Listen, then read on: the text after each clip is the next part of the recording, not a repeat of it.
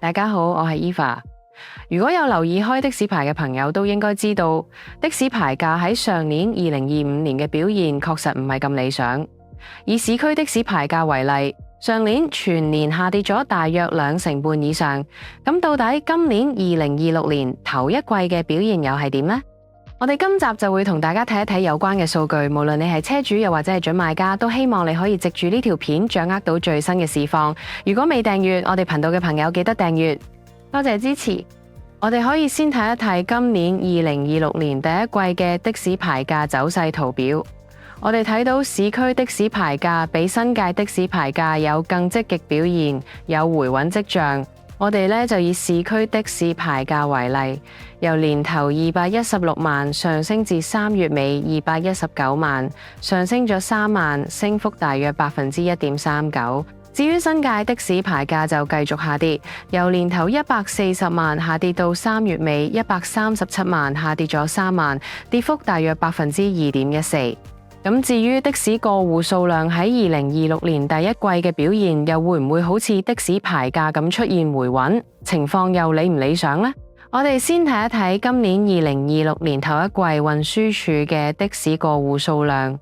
根據運輸署俾我哋嘅官方數字睇得到，以市區的士為例，喺2026年頭一季每月嘅過戶數量維持喺104宗至171宗，實際呢個數字比較起上年2025年同期嘅數字都有所下跌。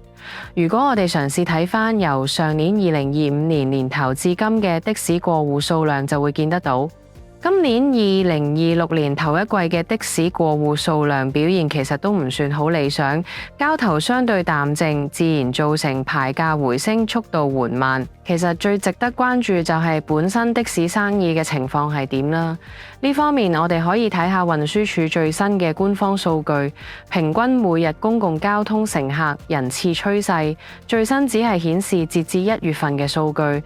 喺呢個圖表我哋可以見得到，乘客人次趨勢喺近期都有所回升，1月份嘅平均每日乘客人次已經回升到接近1200萬嘅水平。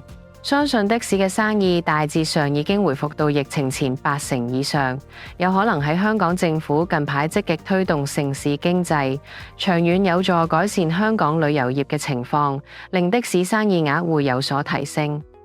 至於的士營運方面，由於受美伊戰爭所影響，油價急升，導致的士營運成本有所增加，的士司機面對沉重嘅經營壓力，加埋的士保費仍然持續高企，影響整體投資氣氛。相信以上幾點都係阻礙的士牌價回升嘅主要因素。咁到底的士牌有冇啲利好消息存在呢？咁係當然有啦。首先，的士由4月1日全面電子化，代表傳統的士業進入電子支付數碼時代，有助提升的士生意同埋乘搭體驗。仲有八達通喺4月22號推出本地版 Call 車易平台，整合咗全港5間的士車隊以及多個網約的士平台，提供多款的士型號服務，即係以後乘客無需再分別下載唔同嘅網約車手機應用程式嚟 call 的士。至於今年最值得關注嘅消息就係政府將會公布網約車發牌數量。